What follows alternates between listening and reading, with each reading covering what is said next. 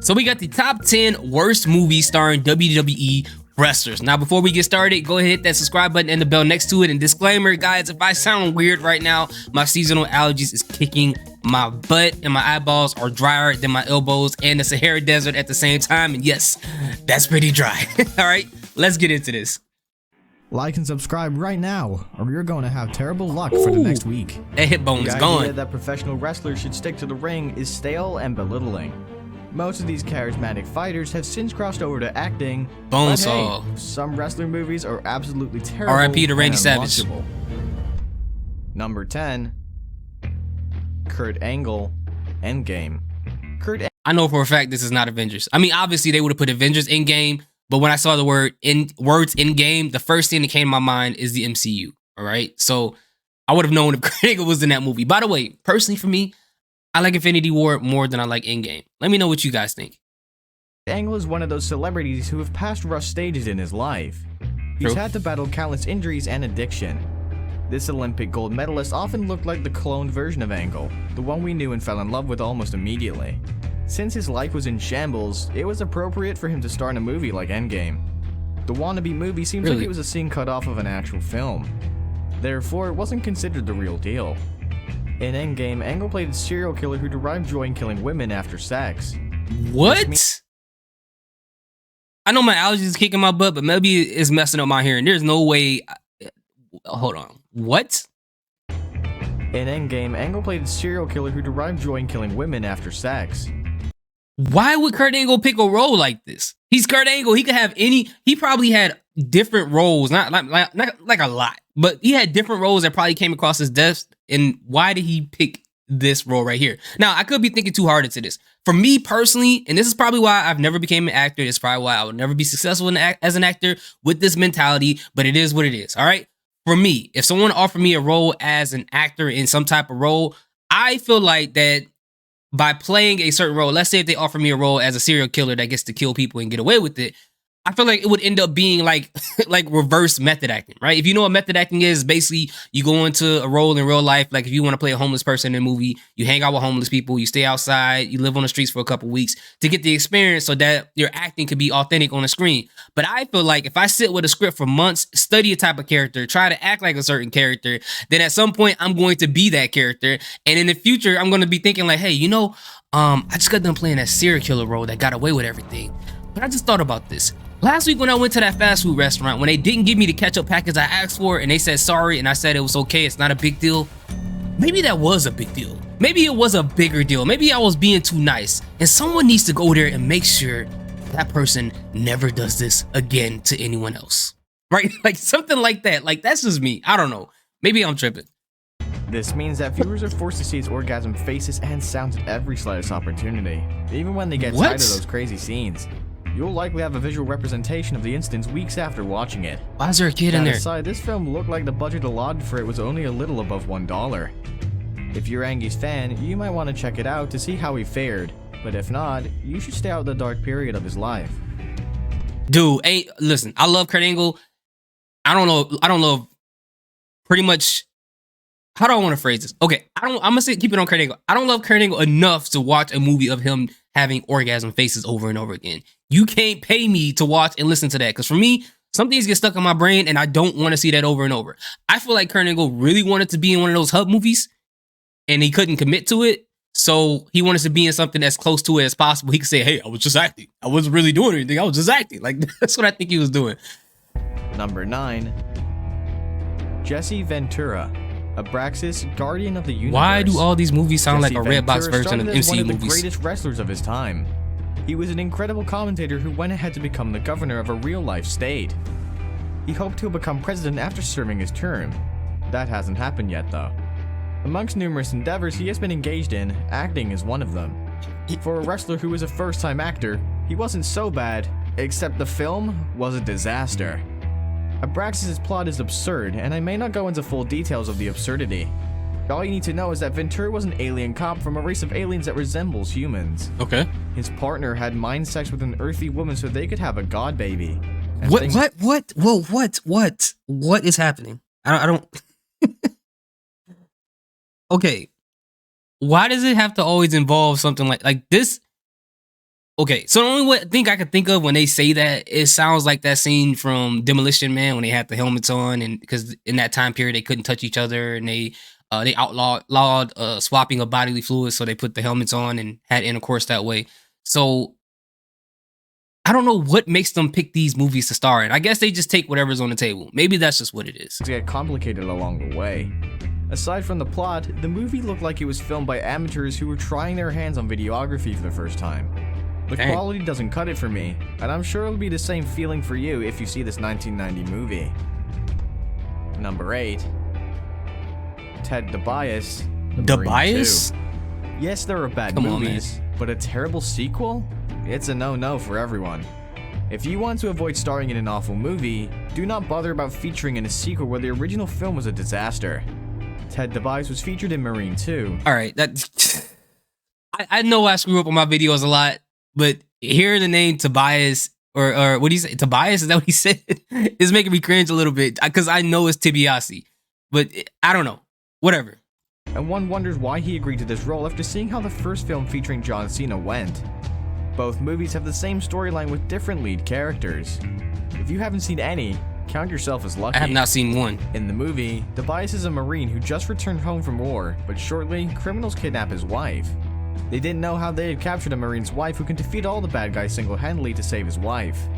I could understand that John Cena was expected to pump his chest and replicate what he does in the ring, but the same story with a different star? It doesn't make sense. While the first movie wasn't so bad, a sequel sounds like a failed attempt at refurbishing a damaged product. You know what? I might check one out. What do you guys think? Have you guys seen a Marine? Like, I haven't watched any of the movies, so I'm a big fan of like dumb action movies, especially when it comes to like military stuff. I grew up around that era where the storyline didn't really matter. It was just the action that made sense. So for me, you know, I might check it out. What do you guys think? Which one's the best one? You guys let me know, and I'm gonna start off with that one, and then I'm gonna go down the line of which one's the worst. Number 7. Billy Goldberg. This is a real movie? Billy Goldberg is not the first professional character that comes to mind when it comes to the best fit for Santa Claus. I've never heard of this. Santa's Sleigh was released in 2005 and became one of Canada's oddest movies. What scripts. the heck? I just saw like clips like on like TikTok and stuff like that. Like I've never actually like knew that this was a movie. I thought it was just like some stuff, some old clips that they found in Goldberg somewhere. In the film, the lead character Santa is a bloodthirsty serial killer born of the devil. He punted the dog. He's believed to be the Antichrist. He killed everyone in his path until an angel intervened in 1005. The heavenly body defeated Santa in the game of curling, and his punishment was that he would give presents instead of issuing death certificates. This test was supposed to last for 1,000 years. The movie becomes more absurd when most characters start dying. What is going on? That's some strong Christmas lights. The angel that defeated the devil several years before. What is Santa this? later flees to the North Pole at Wait the a end minute, of the movie, making it one hold of on, the worst. whoa, slow down. Is that the star? That's a star date. How did they get out? How did they get away with this? How did they get away with this? This had to come out like in the early 2000s. There's no way this could have came out past 2010.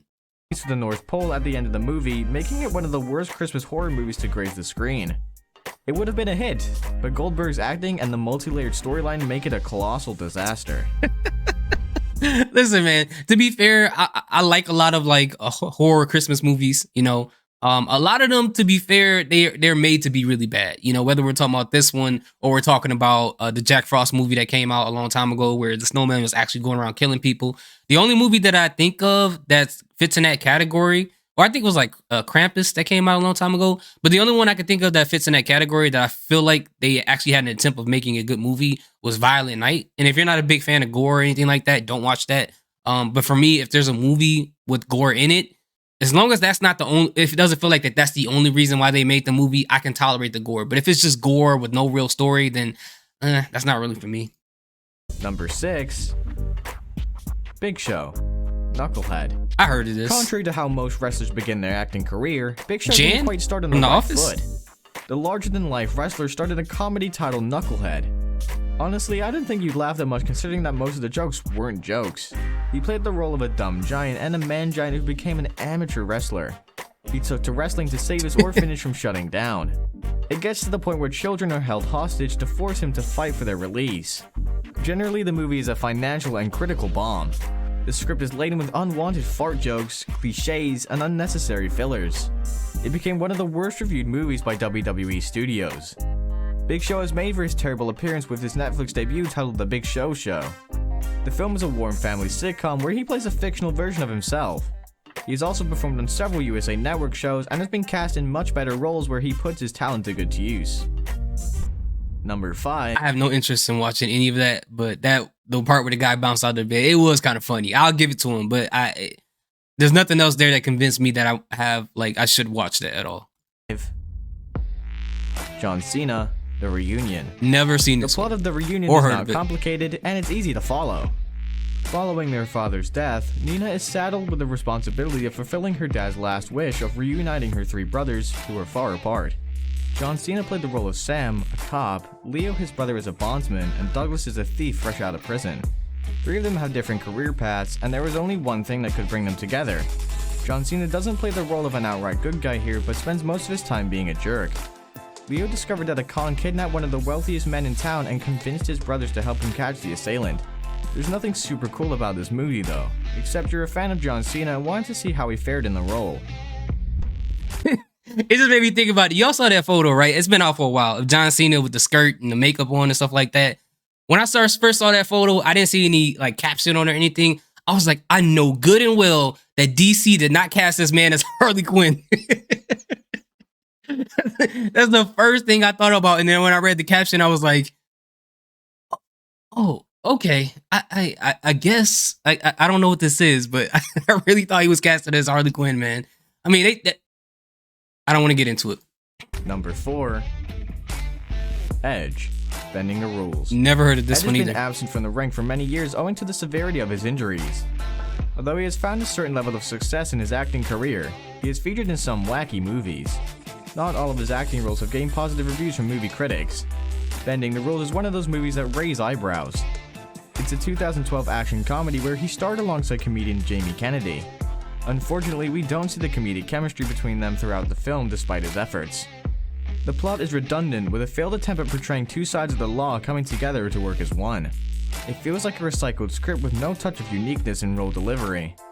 Edge shows less charisma What as else was opposed he to in? what we see in the ring. Well, critics say the role didn't require him to come all out and show off all he was made of.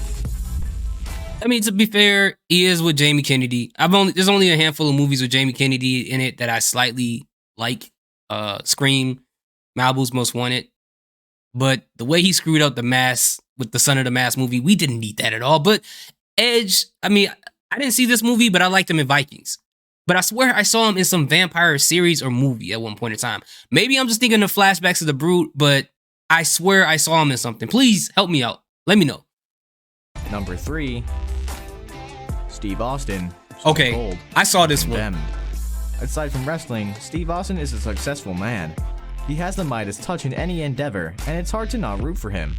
Despite his success stories, it's challenging to give the movie Condemned a positive review.